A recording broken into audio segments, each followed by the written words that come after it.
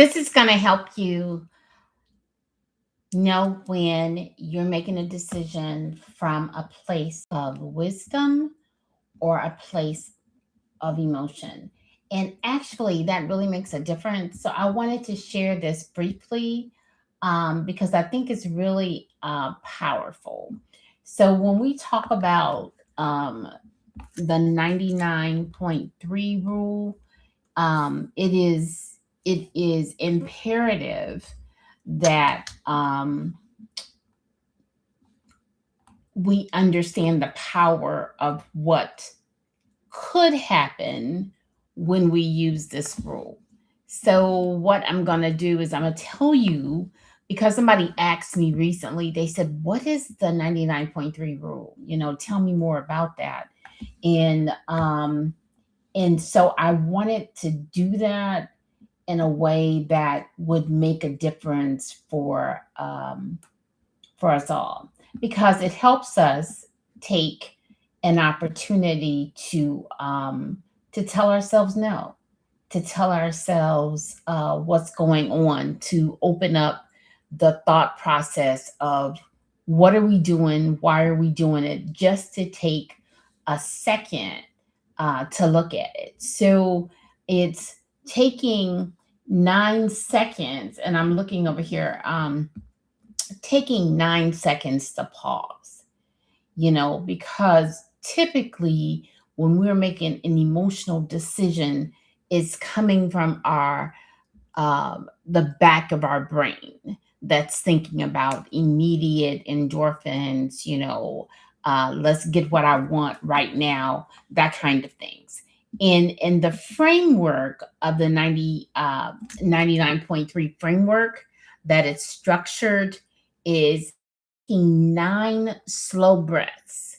So breathe in and breathe out, but breathe in and just hold it, but take 9 slow breaths, right?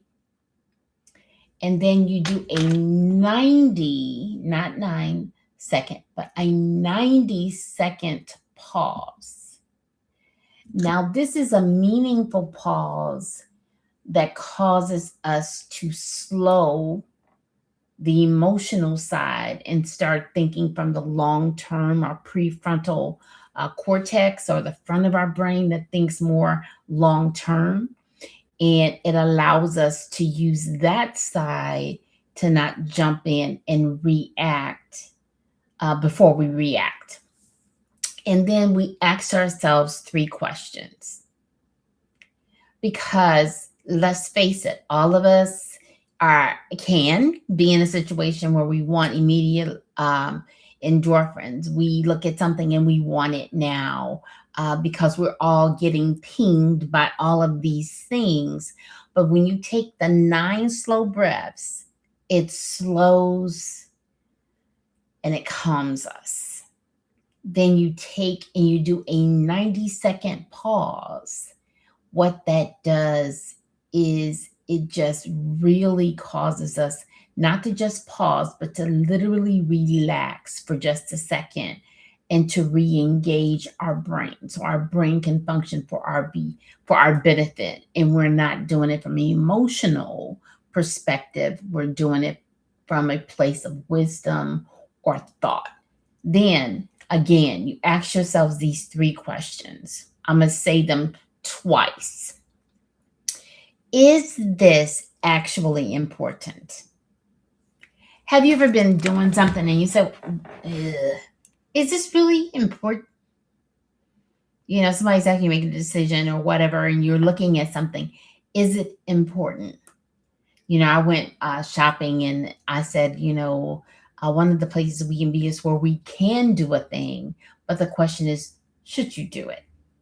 Not can you afford it, but is it adding value? That's what I'm asking myself. So is this, what you're about to do, actually important? The second question is, what part of this can I control? Because things come at us, people come at us, situations happen, and then you look at it and if you're not careful, you'll come from an emotional perspective and maybe lash out or maybe respond immediately or do something that is not in alignment with who you're becoming or who you are. So, what part of this can I control? I can't control the other person, but I can control me. So, that is the part I can control. I can control my response to what they did or what or where I'm at.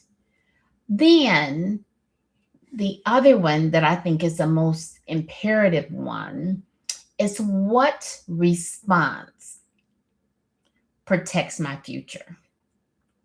I was on a call recently. Matter of fact, it was Clubhouse on the Napoleon Hill uh, um, Clubhouse group, and one person said something about, once you build your integrity, your character, all of those things, there's really nothing anybody can do, or you can't do anything to cause that to be a problem or cause it to go away when you built your integrity and character.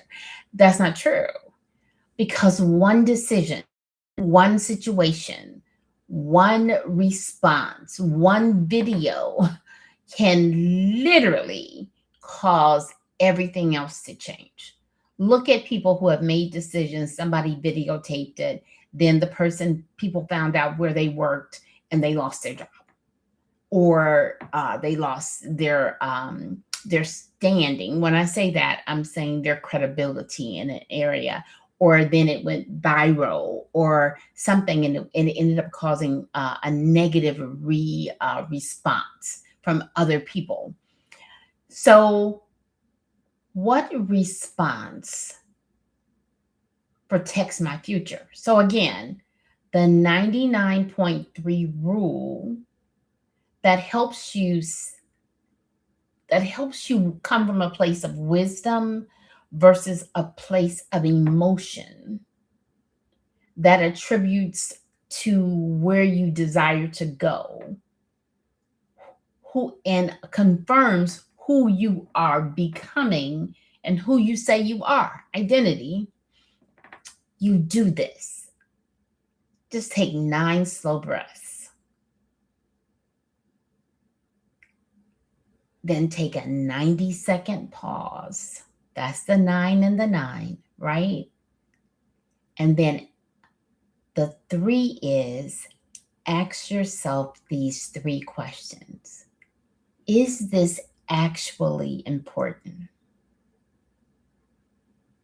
What part of this can I control? And what response protects my future? Now, that is a 99.3 framework. When you pause and you do that again, you end up moving forward in a way that causes you to build, to grow, to honor yourself in a way that allows you to tap in and stay connected to who you say you're becoming and actually who you are, to stay in alignment, because those 3 questions become the heart of the system. The pause, the breath, breathing, and to ask yourself those 3 questions. So I am Johnnie, the Mindset Maven, helping you bridge the gap between what you know and what you do. And little tips like this is going to help you move forward in every area of your life. Have an amazing moment, and keep this rule close to you so that you can come from a place of wisdom and not just tapping into your emotions and reacting from that space. Because every decision matters, and people are watching. Some people are waiting, which may not be a good thing. But the most important thing is for you to protect your future. Have a great one.